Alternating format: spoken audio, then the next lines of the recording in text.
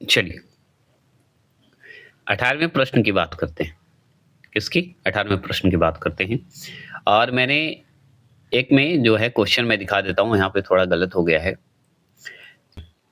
यहाँ पे जो है मुंबई को भारत का मैनचेस्टर व भारत की कपास नगरी कहा जाता है। तो देखिए मुंबई को जो है ना भारत की कपास नगरी कहा जाता है क्योंकि कपास होता है, क्योंकि काली मिट्टी वहाँ है। लेकिन भारत का मैनचेस्टर जो है ना अहमदाबाद, गुजरात को कहा जाता है, जीटी को कहा जाता है। समझ गए? ये ज़रूर ध्यान रखिएगा। तो यही गलती हो गया था और ये मैंने ध्यान नहीं दिया, मेरी त्रुटि है, अब से ध्यान देंगे और मैं आपकी भावना को समझता हूँ, इसलिए मैंने दोबारा बता दिया। चलिए 18वां प्रश्न की बात करते हैं। 18वां प्रश्न है, इनमें से भारत का प्रमुख जलयान निर्माण जो है केंद्र कौन-सा है? जलयान निर्माण केंद्र कौन-सा है? तो वो है कोचीन, कोचीन है, ठीक है? अब जलयान निर्माण की बात करें तो यान मतलब जहाज की बात हो रही। तो चलिए जानते हैं। कोचीन शिपयार्ड लिमिटेड फरवरी 1965 में जापानी सहयोग से स्थापित किया गया।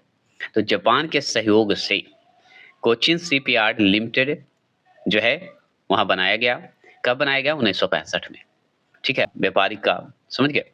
तो कोचीन देश का नवीनतम तथा सबसे बड़ा पोत क्या है? प्रांगण, ठीक है? प्रांगण मतलब है, यह केरल राज्य में वेलिंगटन द्वीप में अवस्थित है। कहाँ है? वेलिंगटन द्वीप में अवस्थित है, ठीक ना? ये ध्यान रखना है। चलिए 19वां प्रश्न क्या है? मध्य प्रदेश के नेपानगर में स्थित है, ठीक है? तो मध्य प्रदेश के नेपानगर में स्थित क्या है? तो ये है ऑप्शन नंबर बी, अखबारी कागज का कारखाना अवस्थित है। तो एमपी में नेपानगर है, ठीक है? नेपानगर में स्थित है अखबारी कागज का कारखाना।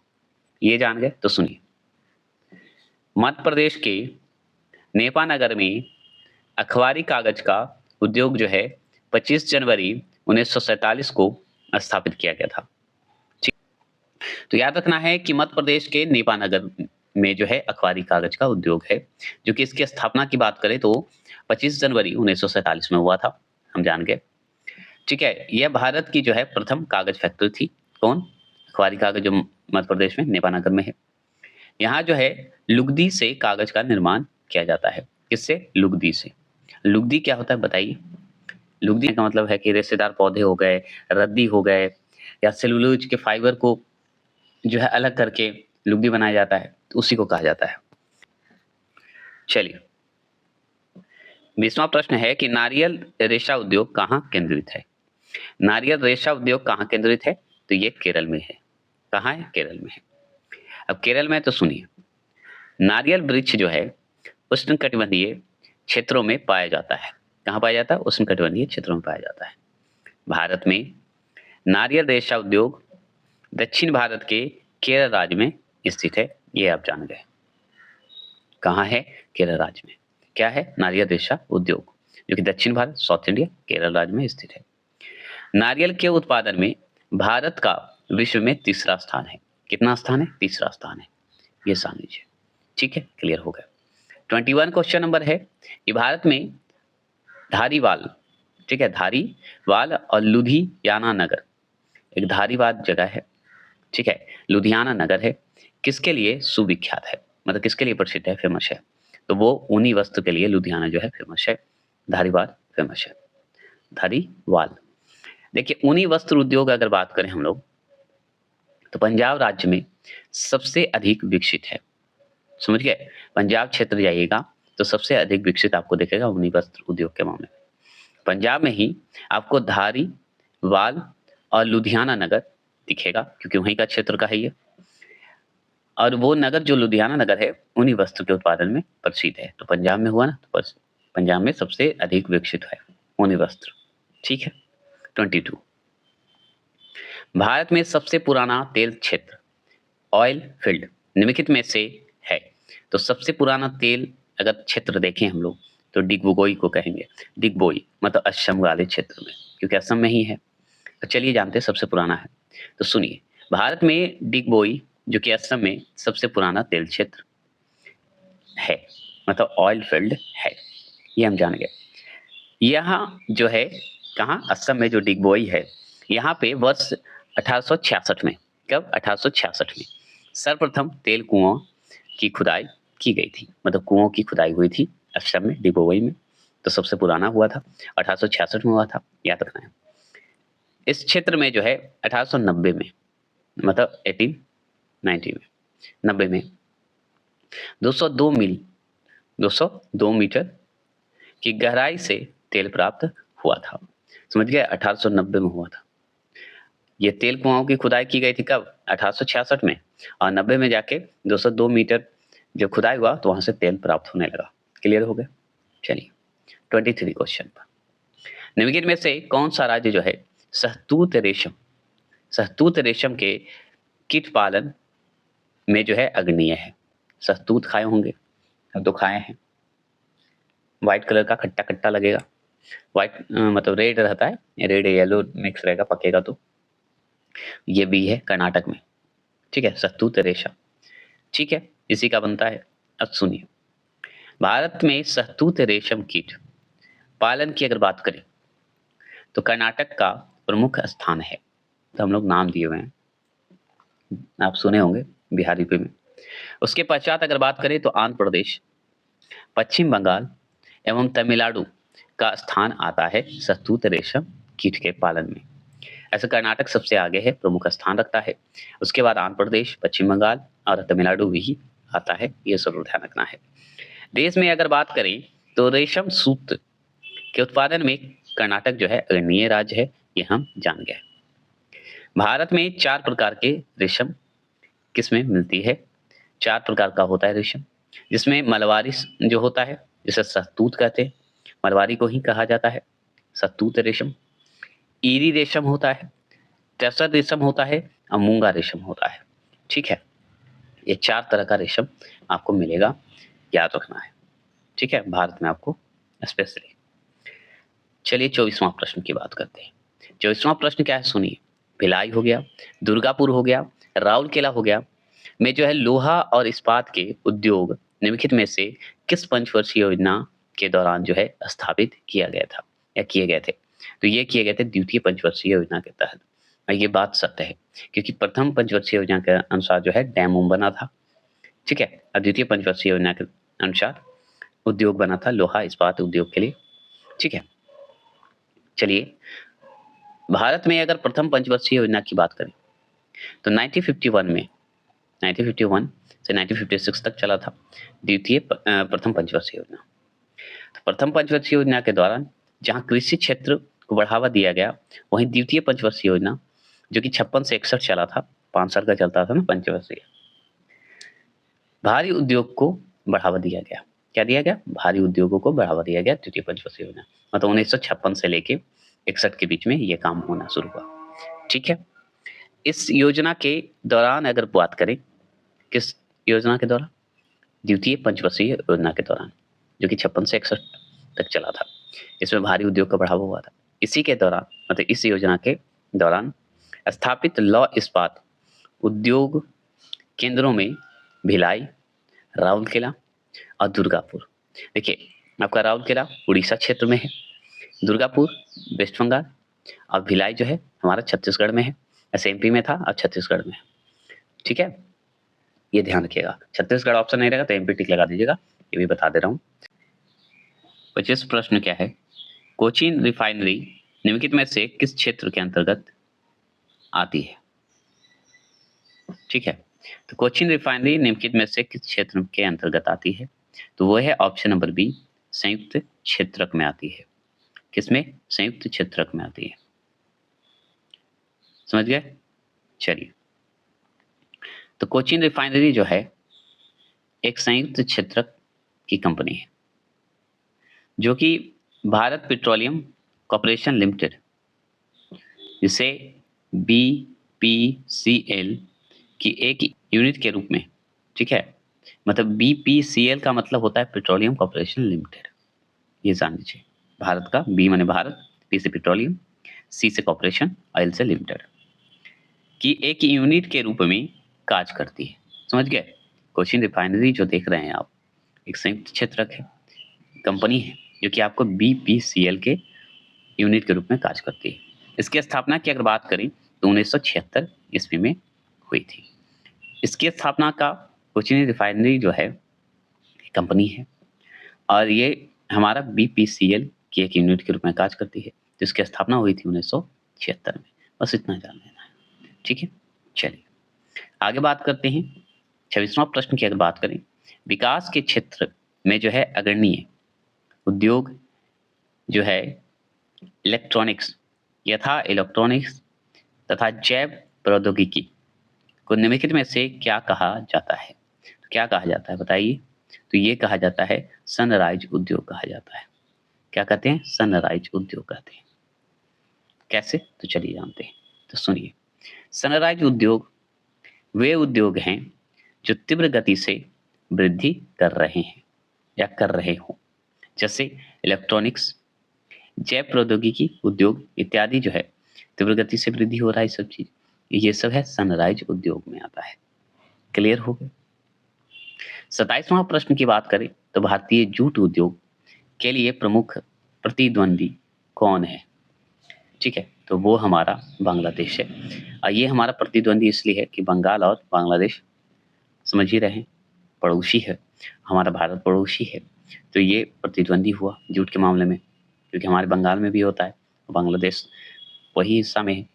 भारत में जूट की या जूट का बात करें, भारत में जूट का सबसे अधिक उत्पादन पश्चिम बंगाल राज्य में होता है। कहाँ होता है? पश्चिम बंगाल राज्य में होता है सबसे ज्यादा उत्पादन। ठीक है, भारत के पश्चिम बंगाल मतलब बंगाल राज्य में होता है जूट का सबसे अधिक उत्पादन। ठीक है, भारतीय जूट उद्योग के प्रतिद्वंदी की अगर बात करें देशों में, तो बांग्लादेश का स्थान जो है महत्वपूर्ण है। फिर बांग्लादेश करता है, समझ गए? क्योंकि आप जानते ही बगल में है। भारत का 85% जूट जो है उत्पादन गंगा डेल्टा क्षेत्र में होता है। तो गंगा डेल्टा क्षेत्र तो बंगाल के क्षेत्र में भी जाता है ना, सॉरी बांग्लादेश के क्षेत्र में जाता है। बंगाल में तो है ही, बांग्लादेश के क्षेत्र में जाता है, तो ये भी तो जूट का फायदा उठा रहा है, तो प्रतिद्वंदी हो गया। समझ गया? चलिए 28 क्वेश्चन नंबर है कि किसे दक्षिण भारत का मैनचेस्टर कहा जाता है? ये सवाल है सही। तो ये कोयम्बटूर को कहा जाता है दक्षिण भारत का मैनचेस्टर। अब तमिल जो कि दक्षिण भारत का मैनचेस्टर है कोयम्बटूर, मतलब तमिलनाडु क्षेत्र को। तो सूती वस्त्र की मिलों की अधिकता के कारण कोयम्बटूर को तमिलनाडु को जो है दक्षिण भारत का मैनचेस्टर कहा जाता है। कोयम्बटूर मतलब तमिलनाडु को जो है दक्षिण भारत का मैनचेस्टर कहा जाता है, जबकि कानपुर को उत्तर भारत का मैनचेस्टर कहा जाता है। तो कानपुर को उत्तर भारत का, समझ गए? देखिए 29 डायमंड पार्क क्या है बताइए? तो डायमंड पार्क जो है इस ऑप्शन के हिसाब से आपको बताना है क्या होगा।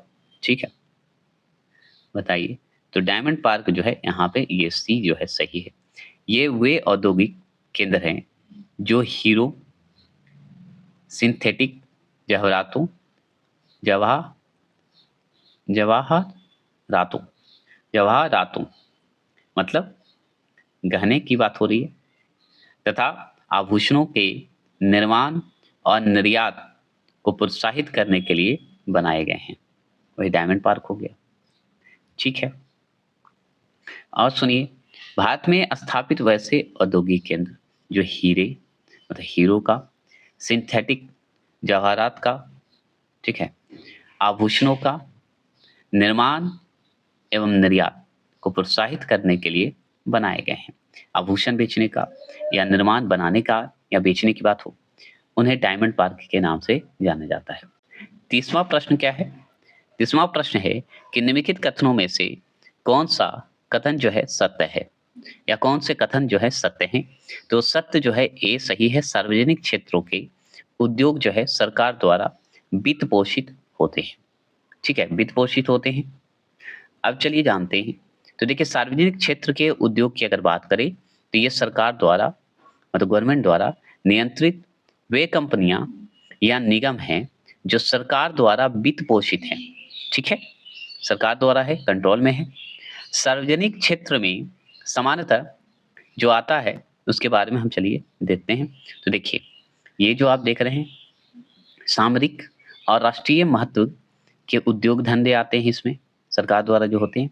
बात करते हैं तो इसका थोड़ा डिटेल मैं बता देता हूँ। तो एनटीपीसी का इंग्लिश में होता है national thermal power corporation limited, जो कि इसकी स्थापना जो है 1975 में हुआ था, ये हम जानते हैं।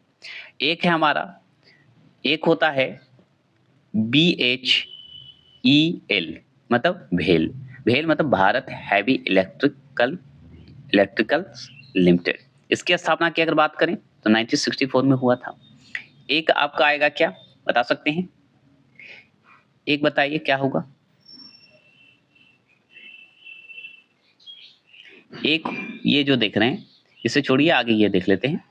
ये ए है, आई है, एल है, सेल है। सेल मतलब steel authority of India limited. इसकी स्थापना की बात करें तो 1973 की बात करेंगे, ये भी हम जानते हैं। और एक बचा आपका, एक आप देख रहे हैं आप यहाँ पे, इसका है GAIL, ठीक है। इसका है क्या कि gas authority of India limited. इसकी स्थापना की अगर बात करें तो 1984 बता दीजिएगा। ये इंपॉर्टेंट है क्योंकि सरकार द्वारा नियंत्रित है, और ये इसलिए बता दिया मैंने क्योंकि बहुत सारा सवाल जो है इससे बनता है, तो डेट आपका जरूरी है। और ये जो है सरकार द्वारा जो है क्या है, कंट्रोल में है। चलिए, का मुख्यालय भी है, लेकिन हम बताए नहीं, बाद में बता देंगे। और याद रखिएगा, ये सब में करिएगा तो सरकारी नौकरी होगा क्योंकि सरकार द्वारा नियंत्रित है, समझ गए। चलिए, 31वां प्रश्न की अगर बात करें तो निम्नलिखित कथनों में से कौन से कथन जो है सत्य हैं? तो कथन कौन से सत्य हैं? तो देखिए, आपका ए और बी दोनों सत्य है। क्यों सत्य है? तो सुनिए, बोकारो और राउरकेला संयुक्त रूप से राउरकेला प्रदेश से लॉ अयस्क प्राप्त करते हैं, ठीक है, ये जान लीजिए। अब एक और है कि सलेम इस्पात संयंत्र, जो कि तमिलनाडु में वर्ष 1982 में प्रारंभ किया गया। कब किया गया? 1982 में बनाया गया। ये दोनों सही है। अब चलिए जानते हैं। यहाँ पे देखिए, बोकारो इस्पात संयंत्र की बात करें, इसकी स्थापना की बात करें तो ये जो स्थापना की गई है, न्यूनीकरण, ऐसे बोलिए, न्यू अलग कर दीजिए और करण अलग कर दीजिए, न्यूनीकरण सिद्धांत के आधार पर की गई। अतः बोकारो राउरकेला इस्पात संयंत्र जो है संयुक्त रूप से राउरकेला से जो है अयस्क प्राप्त करता है, तभी बोकारो स्टील जो है वहां पे जो है जाता है, यहीं से जाता है, राउरकेला से, यहाँ से प्राप्त करता है। और ये जो तो जान ही गए कि सलेम जो इस्पात संयंत्र है, इसकी स्थापना 1982 में हुआ था, और ये जो है तमिलनाडु में है। चलिए आगे बढ़े। अब बात करते हैं 32वां प्रश्न की। थोड़ा सा स्मॉल कर देता हूँ, ठीक है। देखिए, ये 32वां प्रश्न के सवाल है, हम जानते हैं क्या है 32वां प्रश्न। सूची 1 को सूची जो है 2 यहाँ पे होना चाहिए। सम्मिलित कीजिए और सूची के नीचे दिए गए कूट को सही उत्तर चुनना है।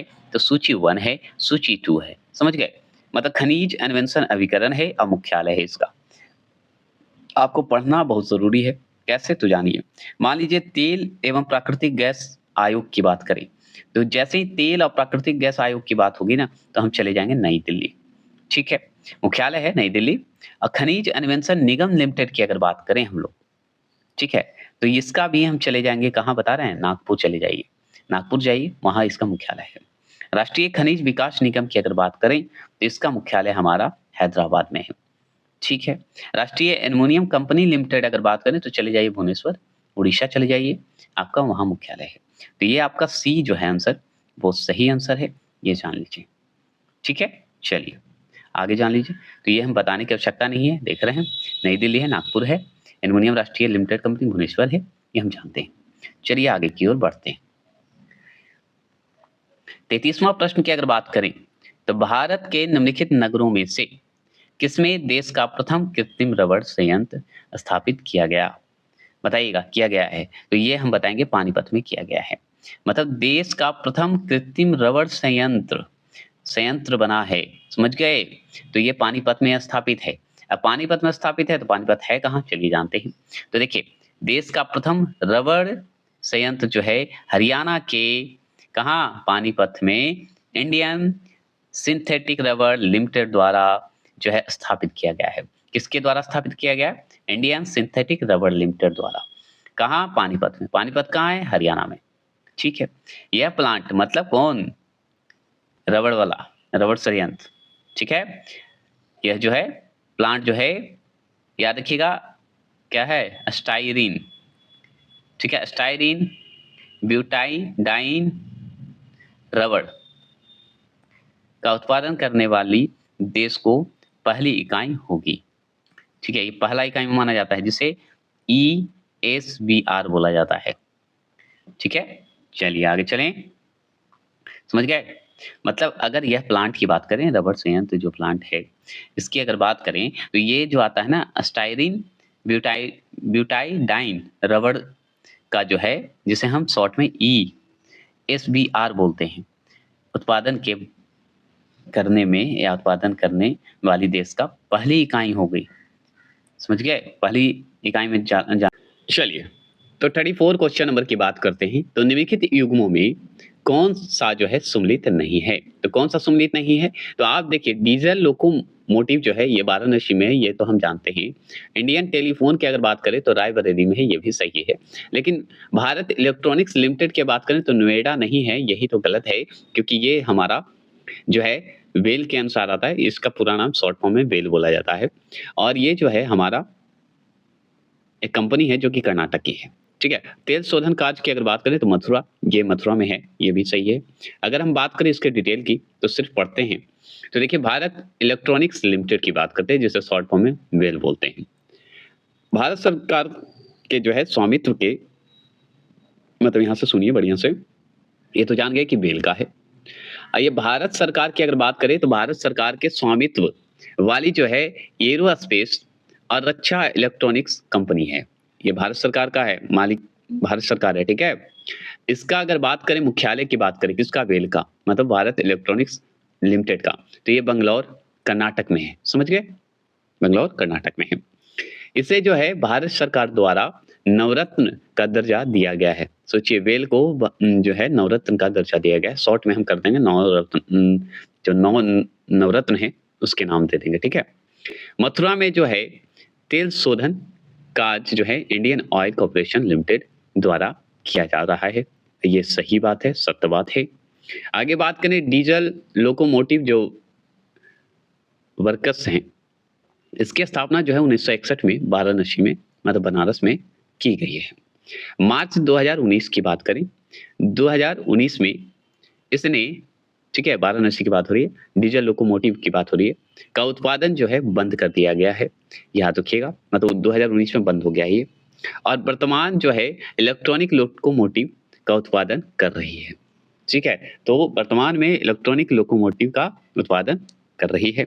इंडियन टेलीफोन इंडस्ट्रीज की स्थापना अगर बात करें तो 1998 में की गई है। याद रखिएगा, टेलीफोन वाला 1998 में की गई है। इसका अगर मुख्यालय की बात करें तो ये भी बेंगलोर में, कर्नाटक में है। जबकि विनिर्माण इकाई इसका जो है रायबरेली में है। ठीक है। विनिर्माण जब हुआ था तो रायबरेली इसका मुख्यालय हो गया है, ये जरूर ध्यान रखिए। ठीक है, क्लियर हो गया। अगर हम बात करें 35 क्वेश्चन नंबर की, तो निम्नलिखित में से कौन सा कथन जो है सत्य है? तो कथन जो है ऑप्शन नंबर बी है, अहमदाबाद भारत के प्रमुख कपास उत्पादन क्षेत्र में स्थित है, इसलिए इसे जो है कच्चे माल की कोई समस्या नहीं है। यही आपका कथन सत्य है, याद रखना है। अब कथन सत्य है तो चलिए जानते हैं भाई कैसा बात है। तो सुनिए, भारत में सूती वस्त्र उद्योग का जो है सबसे बड़ा केंद्र जो है कोयम्बटूर है। कोयम्बटूर मतलब तमिलनाडु है। यहाँ जो है 91 सूती कपड़े मिल स्थित हैं, ये जरूर ध्यान रखना है। तो सबसे बड़ा केंद्र अब कोयम्बटूर हो गया है। और सूती वस्त्र उद्योग एक शुद्ध कच्चा माल आधारित जो है उद्योग है, इसलिए दक्षिण भारत का मैनचेस्टर इसे कहा जाता है सूती वस्त्र के मामले में। इस दृष्टि से अगर बात करें तो उद्योग की स्थापना कच्चे माल के क्षेत्र या बाजार में से कहीं भी की जा सकती है। समझ गए? आराम से कहीं से भी कर सकते हैं, कोई दिक्कत नहीं है। प्रारंभ में, शुरुआत में इस उद्योग का विकास कपास की सुविधा वाले क्षेत्रों जैसे मुंबई, अहमदाबाद क्षेत्र में किया गया। अतः स्पष्ट है कि अहमदाबाद भारत के प्रमुख कपास उत्पादन क्षेत्र में स्थित है। ठीक है। इस प्रकार केवल कथन बी जो है सत्य होगा। मुंबई को जो है सूती वस्त्रों की राजधानी कहा जाता है, नगरी कहा जाता है, कि हम जानते हैं। और अहमदाबाद को भारत का मैनचेस्टर भी कहा जाता है। और भारत के सूती वस्त्र का अगर दक्षिण भारत का मैनचेस्टर बोले तो तमिलनाडु लगा दीजिएगा, इसमें कोई दिक्कत नहीं है। अगर बात करें 36 क्वेश्चन नंबर की, तो 36 है कि तमिलनाडु भारत में कारखाना निर्मित सूती का प्रमुख उत्पादन है। इसका क्या कारण है या क्या कारण हो सकता है, बता सकते हैं। तो इसका कारण केवल 2 ही है कि यह कुशल श्रमिक प्रचुर मात्रा में उपलब्ध हैं, इसलिए ये जो है सक्षम है और अच्छे से उत्पादन हो पा रहा है। यहाँ मजदूर ज़्यादा हैं। अगर बात करें तमिलनाडु की अगर बात करें, बाहरी आवाज़ को इग्नोर करिएगा। तमिलनाडु जो है भारत में कारखाना निर्मित सूती वस्त्र प्रमुख उत्पादक है। इसके जो है निम्न कारण हैं। कुशल श्रमिक मतलब कुशल मजदूर, अच्छे मजदूर हैं वहाँ पे। सस्ती जल विद्युत की उपलब्धता है इसलिए, ठीक है, सस्ती जल है। अगर बात करें भारत की आधे से अधिक सूती मिलें जो है हमारा, जैसे 91 है ना, इसी राज्य में है। और कथन 2 जो है सत्य है, ये आप जान गए। तमिलनाडु राज्य में मुख्यतः लाल मिट्टी पाई जाती है। काली कपास मृदा कुछ ही क्षेत्रों में पाई जाती है, जैसे कोयम्बटूर हो गया, मदुरई हो गया और डिंडीगुल हो गया। ये सब जो है तमिलनाडु क्षेत्र का है। यहाँ पे आपको मिलेगा जो है काली मिट्टी, नहीं तो अधिकतर लाल मिट्टी है। ये क्लियर हो गया। अब चलिए 37वां प्रश्न की बात करते हैं। भारत के निम्नलिखित लौह एवं इस्पात उत्पादन क्षेत्रों में कौन कोयला क्षेत्र से काफी दूर स्थित है, बताइए। तो ये है भद्रवाती। क्या है? भद्रावती, ठीक है, भद्रावती है। भद्रावती है तो चलिए जानते हैं। तो सुनिए, भद्रावती लौह इस्पात संयंत्र जो है लौह अयस्क क्षेत्र में स्थित है, जबकि बोकारो, दुर्गापुर, कुल्टी, आसनसोल कोयला क्षेत्र में स्थित लौह इस्पात संयंत्र है। तो भद्रावती जो लौह इस्पात संयंत्र है हम पढ़े हैं, ये लौह अयस्क क्षेत्र है, ये हम जानते हैं। अब बोकारो हो गया, दुर्गापुर हो गया, कुल्टी, आसनसोल हो गया, कोयला क्षेत्र में स्थित है लेकिन लौह इस्पात संयंत्र है, ये सब ठीक है। जैसे जमशेदपुर लौह इस्पात संयंत्र है, ठीक है, जमशेदपुर टाटा जो कि आप जानते हैं झारखंड में है, ये कोयला व लौह अयस्क क्षेत्र के मध्य स्थित है, दोनों के मध्य स्थित है ये, समझ गए। अगर बात करें हम लोग लौह अयस्क क्षेत्र में स्थित अन्य लौह इस्पात संयंत्र की, तो भील हमारा है, भिलाई हमारा है जो कि छत्तीसगढ़ में है, राउरकेला है, ये सब लौह इस्पात संयंत्र है जो कि उड़ीसा में है, ठीक है। और एक है सलेम है, सलेम भी हमारा क्या है, ये तमिलनाडु क्षेत्र का है। और विजयनगर तो हम जानते हैं के का है, कर्नाटक का है, तो विजयनगर, ये सब जो है लौह इस्पात संयंत्र है। इसमें प्रश्न है, भारत में इस्पात उत्पादन उद्योग को निम्नलिखित में से किसके जो है आयात की अपेक्षा होती है, तो वो है ऑप्शन नंबर सी। याद रखिएगा, ये ऑप्शन नंबर सी है जो कि हमारा कोककारी मतलब कोकिंग कोयला है, ठीक है, याद रखिएगा।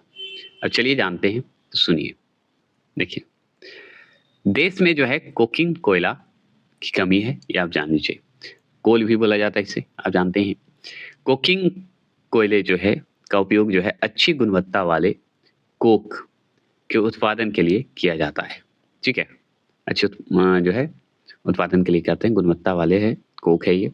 कोक हो गया, स्टील हो गया, निर्माण के लिए जो है क्या होता है, आवश्यक है ये, मतलब कोक हो गया स्टील निर्माण के लिए, कोक स्टील निर्माण के लिए जो है ब्लास्ट फर्नेस जो है, ब्लास्ट फर्नेस प्रक्रिया में जो है क्या है, एक आवश्यक ईंधन है एवं अभिकारक है, समझ गए। ये जो आप जो कोक देख रहे हैं, कोयला देख रहे हैं, ये ब्लास्ट फर्नेस प्रक्रिया में आवश्यक होता है, ईंधन है ये एक तरह से, स्टील निर्माण हो, कोक निर्माण में। इसलिए कोकिन कोयले जो हैं की कमी की पूर्ति ऑस्ट्रेलिया से जो है आयात द्वारा की जाती है, ऑस्ट्रेलिया से मंगाया जाता है, ठीक है।